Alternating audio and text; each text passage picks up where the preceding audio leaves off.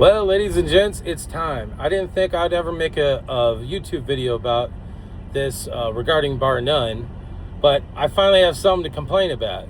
And it's enough for me to make a YouTube video about it because I'm supposed to be vlogging my experience on what it's like to be a trucker and what it's like to work for whatever company I'm working for. And there is a consistent problem that I'm having with Barr Nunn, and it's causing me to seriously consider looking for another trucking job. I hope to God I don't have to find another trucking job.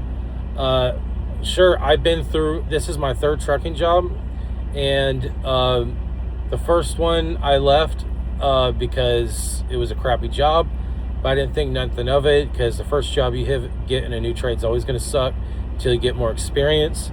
The only reason I went with U.S. Express before I went with Barr Nunn is because I made a classic rookie mistake of leaving Wilson Logistics a couple months too soon because I didn't know that Barr Nunn would not count my first 2 months experience because it's required 9 months experience. So I should have stayed with Wilson Logistics a couple more months and then quit, and then I would have been able to go straight to Barr Nunn. But I was able to sort of unscrew myself by going to U.S. Express, and I was with U.S. Express for a couple months. Then I had the experience, then I went with Barr Nunn. And by then, I was almost content to stay with U.S. Express, but U.S. Express decided to get rid of split brakes, and their equipment is trash. And I was losing a lot of money by just always being shut down and due to maintenance, whether the trailer needs maintenance or the tractor needs maintenance. I mean, the tractor they assigned me to, U.S. Express, was so bad that I had to wait 2 or 3 days before I could actually work on my first load, because they had to replace the padding in the driver's seat because it was all tore up. And that was just the tip of the iceberg of how many bad things were bad with that truck. And but anyway, here I am with U.S. Express. The quality of their equipment is fantastic. You know, it feels like I'm ever rarely in the shop over maintenance and stuff. And everything's good, except when it's the weekends. And here's my complaint about Barr Nunn. My fleet manager is Bryce, and he's a great fleet manager, the best fleet manager I've had so far.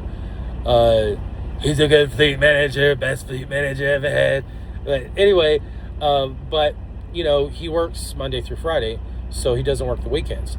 And whenever it's the weekend, I get shitty loads. And when I say shitty loads, I mean in the context of, you know, I'll get like a 450-something mile load, but it's like, it's from Atlanta, Georgia to somewhere down south in Florida. And when you have to fight the Atlanta traffic to get down there, and then you get to a point in Florida where there's bad traffic on the way there because of construction or whatever, you know, you have an issue where by the time I deliver the load, I barely have enough drive time to actually find a legal place to park. And the delivery area is almost always you know, in a place where I can't do a 10-hour reset at the delivery location, and there's no place close enough with parking because delivery is at like midnight or something, which is like the worst time to find a place to park anywhere. And so there's always a high risk of me being forced to shut down and do a 10-hour reset just an hour away from delivery so that I could have enough drive time to find a place to park afterwards without an HOS violation.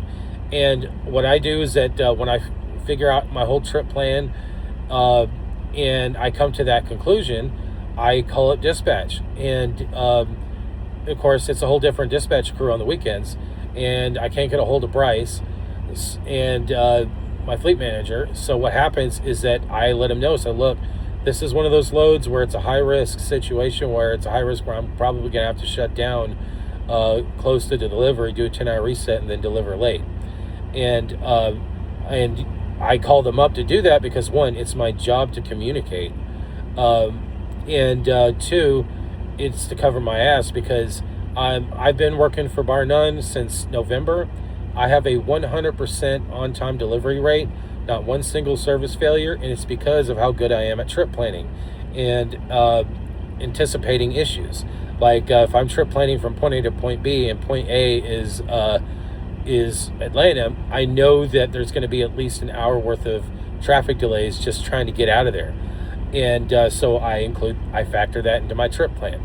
and I organize everything on paper instead of in my head so that I can find problems with my trip plan and make a better trip plan. And considering the fact that this time last year I was working for Barr Nunn and I was having service failures left and right because their whole training phase is team driving, so you have to learn from scratch how to trip plan as a solo driver when you finally start solo driving. And now I'm at a point where I'm 100% on-time delivery, and I had the same perfect record when I was at US Express. It shows you how far I've come when it comes to trip planning. And what's going on is that I do it's always a load like, I never get a load like this, rarely during the week, but it's always the damn weekends when this happens, where it seems like the trip planners have lost their damn minds. And it's due to a good problem that Barr Nunn has, is that Barr Nunn is getting so much business right now that they got more loads than they have drivers to cover everything. So the trip planning department is struggling right now, just trying to figure out how to get all these loads done because they're in desperate need of truckers.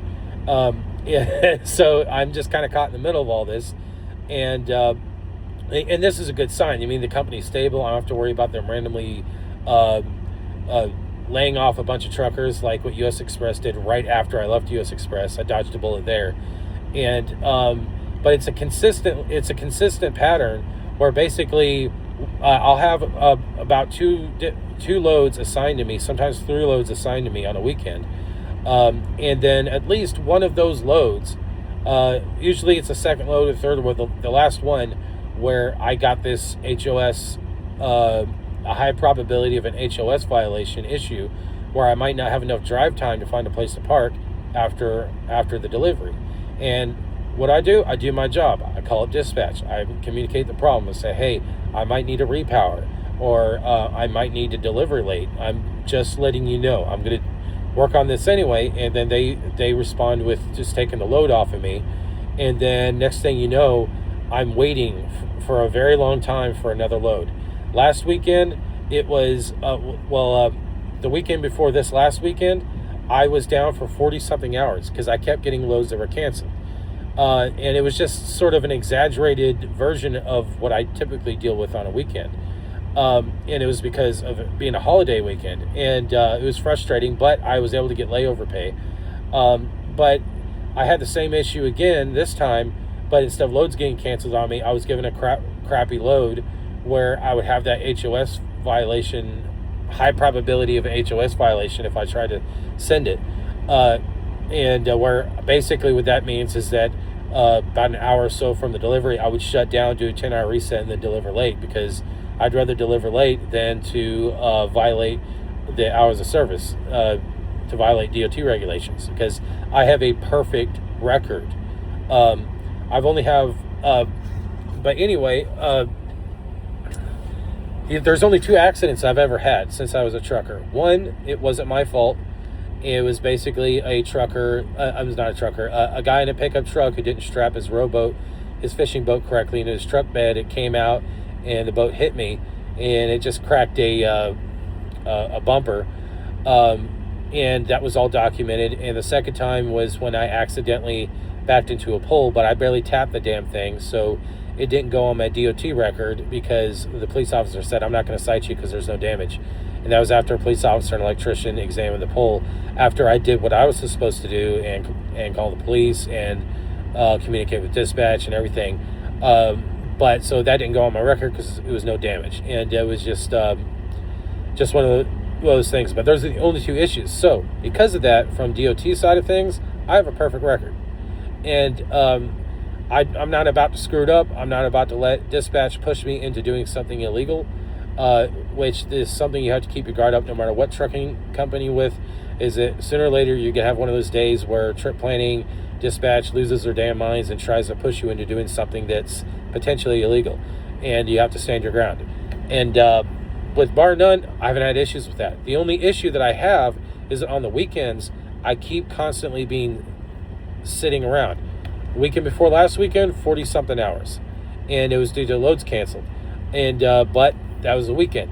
This weekend, I was shut down for exactly 36 hours because they gave me a load that was a crap load, I did what I was supposed to, and I offered to work on it anyway, and just shut down early. But they just took the load off of me without me asking for them to do it. So I had to wait 36 hours for another load, which is a load I'm on right now. And if that's not bad enough, the load that I'm on right now, there's only one safe area to get into it. I actually just made a safety briefing video about the load that I'm on right now, and it turns out that one road that I showed you in my safety vlog video that I just did, turns out that road is shut down, but it's not reported by Google Maps.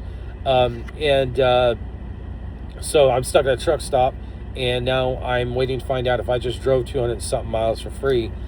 And so I'm just waiting on also in that intersection, there was a bridge in front of me. There was a police officer there that was blocking the road. I talked to him, and I said, "Hey man, can I turn around after I cross the bridge?" And he told me that he doesn't know of any safe way to get there. And anyway, I told him that I can't pick up this load now because you're blocking the road. So I asked the police officer to assist me in doing a U-turn in that intersection. So he shut down the whole intersection, and I was able to safely do a U-turn and get out of there. I just got off the phone with my fleet manager and and a guy at safety, and the guy at safety actually praised me. He told me that what I did in that situation was textbook perfect of exactly what I was supposed to do, which is great. But now here I am, still waiting to see if they're going to take this load off of me or whatever, because I'm waiting for safety to figure out that there is no safe way to this DC right now, because there's only one other way there, and that's Elm Street. And you could look up the address. I gave you the address on my last vlog episode, and you could see there's literally only two ways to that DC. There's Elm Street, and then there's I think it's called Riverview Drive, and Riverview Drive shut down. You can't do Elm Street. It kind of looks like that a trucker can do it, but what Google Maps doesn't show you is that there's always cars parked on both sides of that road, making it impossible for a trucker to make that sharp turn, even button hooking to hell and back, without sideswiping cars to the left and right. So I'm sitting here waiting for safety to realize there's no way to pick up that load.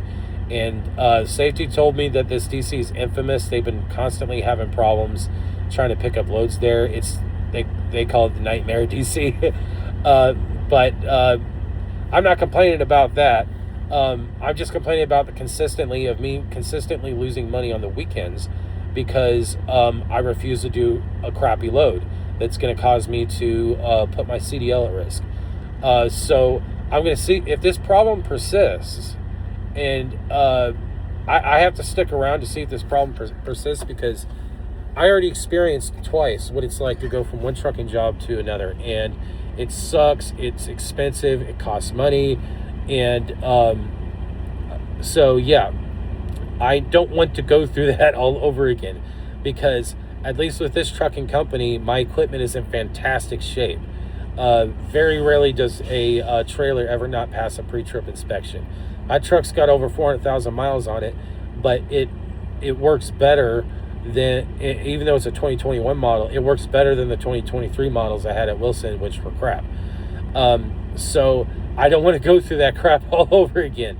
So I'm going to do the best I can to see if I can salvage this job. But if I keep getting screwed over consistently on the weekends, I'm looking for another job, because I was making 57 cents a mile at US Express, and I was making the same money there that I am making now, at least in the context of a good week where I'm not shut down over maintenance.